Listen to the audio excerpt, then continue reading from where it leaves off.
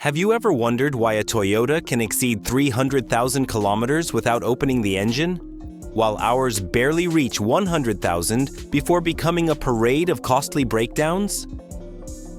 The difference isn't in the technology. It's in 11 habits that the Japanese practice religiously. Habits enforced by Japan's mandatory shaken inspection system every 2 years, and that the rest of the world completely ignores. Information like this are not about brands. They are about systems, discipline, and habits that quietly outperform everything else. If you care about understanding why some machines last decades while others fail early, subscribe and hit like. In the West, we start the engine and leave immediately.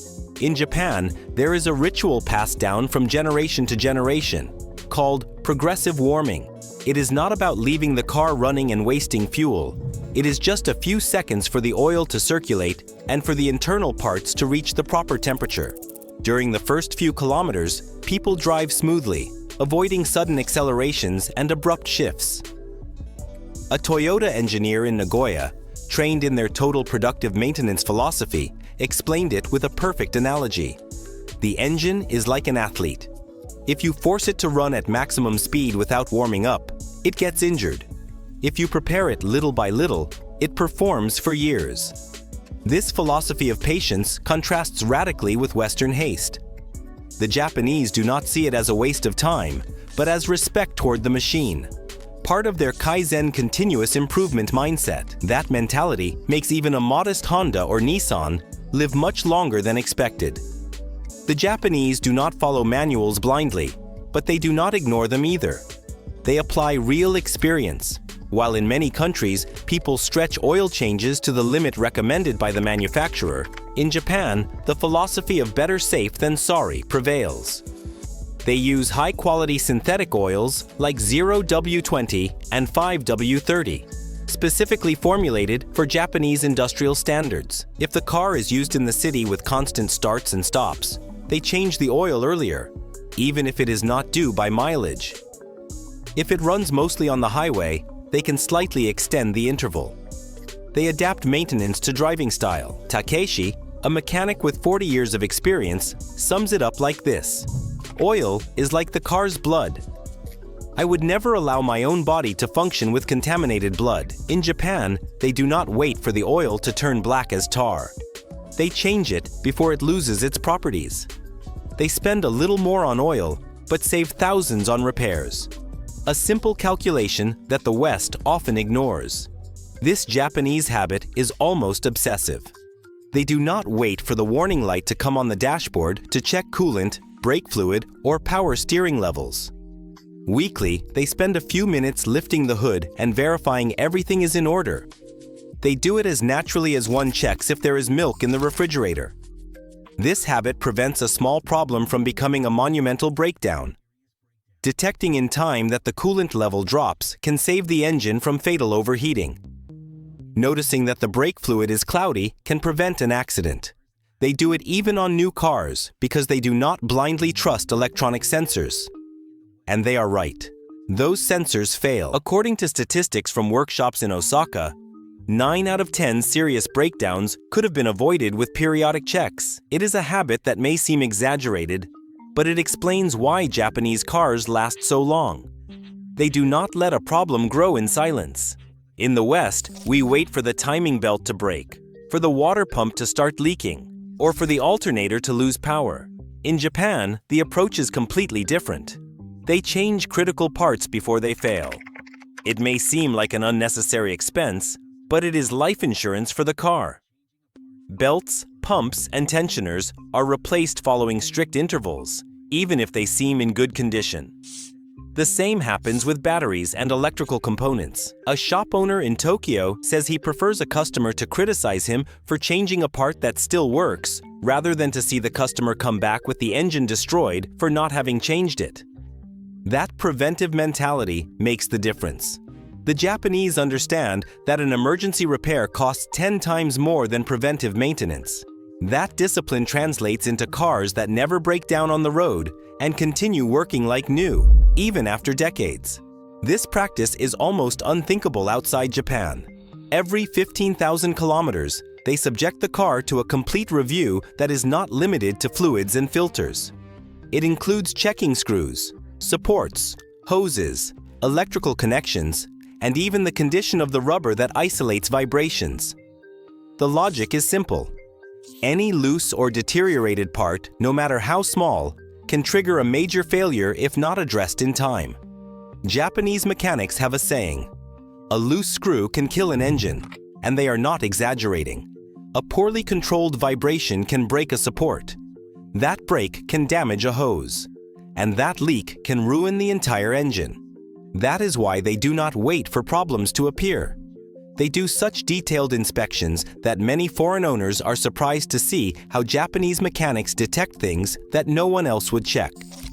That level of obsessive detail, far from being a waste of time, is what guarantees that cars last forever. With these first 5 habits, the Japanese philosophy becomes clear. The key is not to react to failures, but to anticipate them. They do it with iron discipline that may seem exaggerated, but has made their cars synonymous with reliability. Anyone can adopt these practices, regardless of the country or car model they have. One of the most curious and useful habits that the Japanese have is to do a complete restart of the electrical system when minor failures appear, or when strange behaviors occur in the electronics. Japan's first reaction is usually to disconnect the battery for a few minutes and restart the ECU, the car's central computer, using OBD2 diagnostics protocols. This procedure, although simple, is highly effective for correcting temporary errors that do not come from real failures, but from momentary wrong readings. According to data from workshops in Kyoto, at least 40% of shop visits for warning lights could be avoided with this simple trick. The ECU, like any electronic device, accumulates errors and adaptations over time. When you restart it, it returns to its factory settings, eliminating phantom codes. The Japanese do not abuse this method. They use it with judgment and accompany it with quick visual checks to make sure there is no real physical problem. This way, they manage to save time and money, avoiding paying for unnecessary diagnosis. This practice can extend the life of sensors and systems because they are not replaced lightly. Instead, technicians give them the opportunity to continue working correctly after a reset. In the West, when a car starts to have an unstable idle or loses response when accelerating, many immediately think of a serious problem: dirty injectors, a weak fuel pump, or even ECU failure. In Japan, the first action is to recalibrate the throttle body. This component, in charge of regulating the airflow that enters the engine, gets dirty over time due to oil and carbon deposits. This causes the engine not to receive the correct amount of air, and the ECU tries to compensate with adjustments that never quite fit.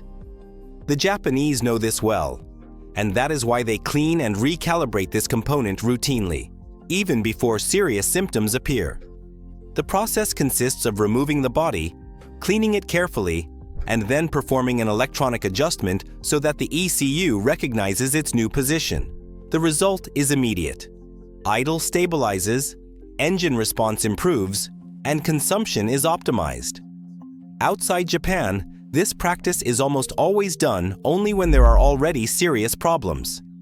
Many shops do not even suggest it, because they prefer to sell new parts. The Japanese understand that recalibrating not only extends the life of the engine, but also of the clutch and transmission, because an engine that responds correctly does not force other components to work excessively.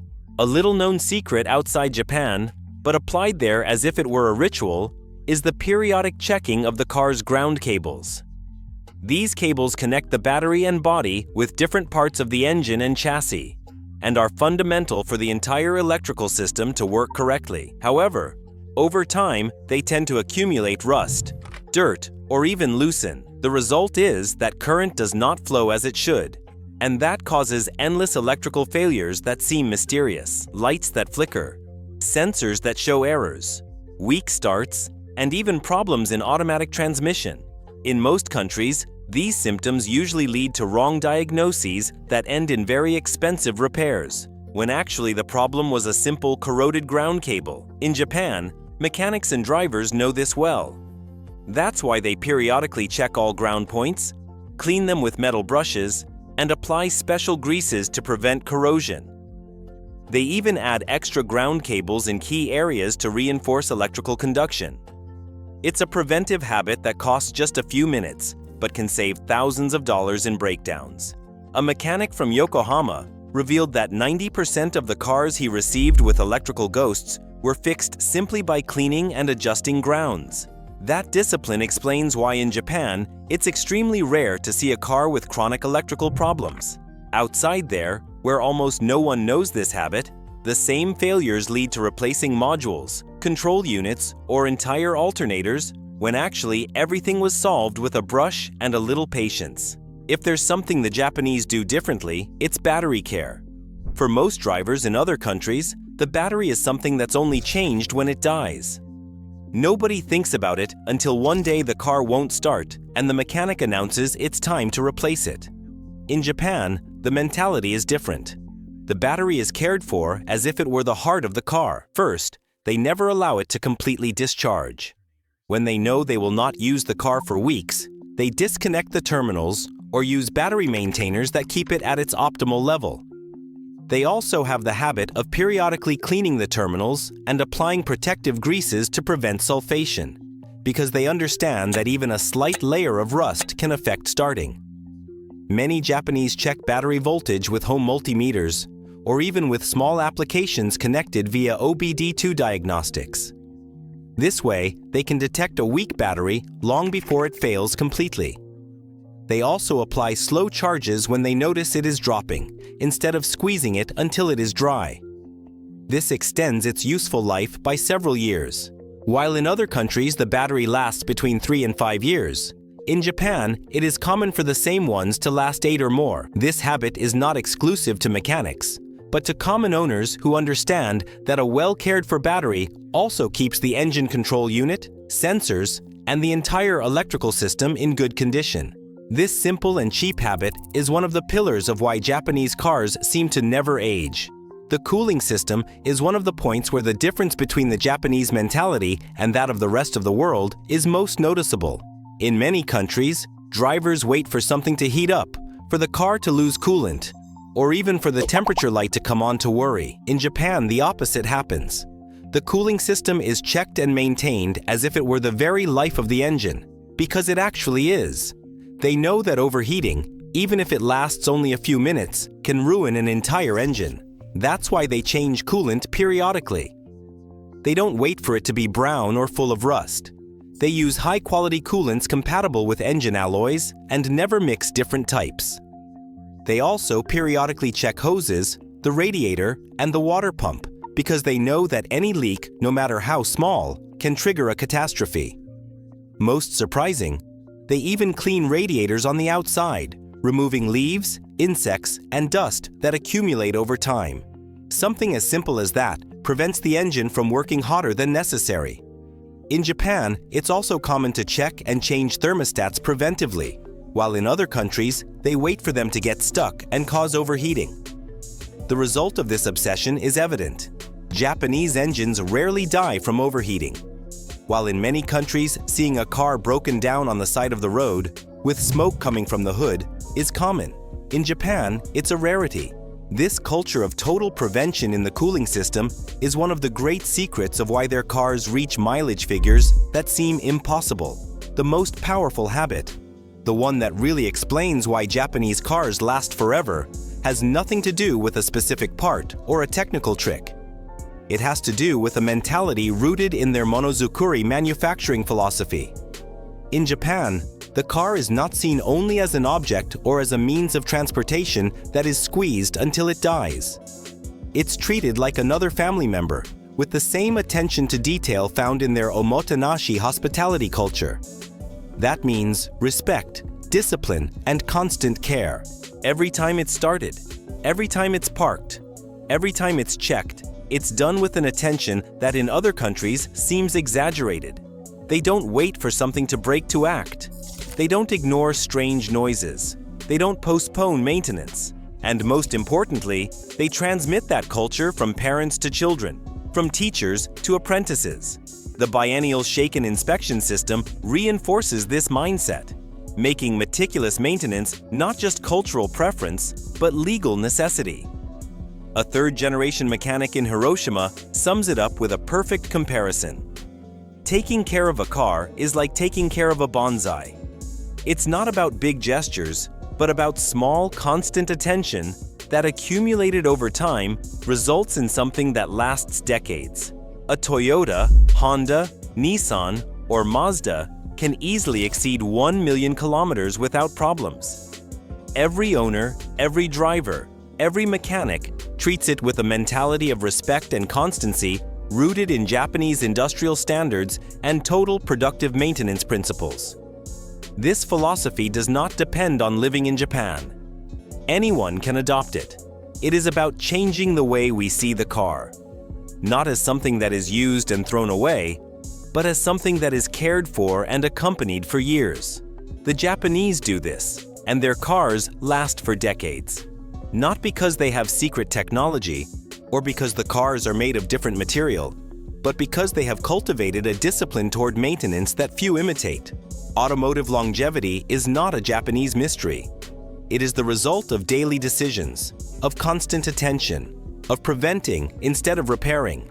Those cars that circulate through Tokyo at 30 years of age, with engines that purr like the first day, are not anomalies.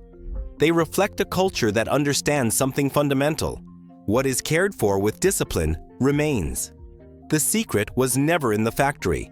It was always in the garage.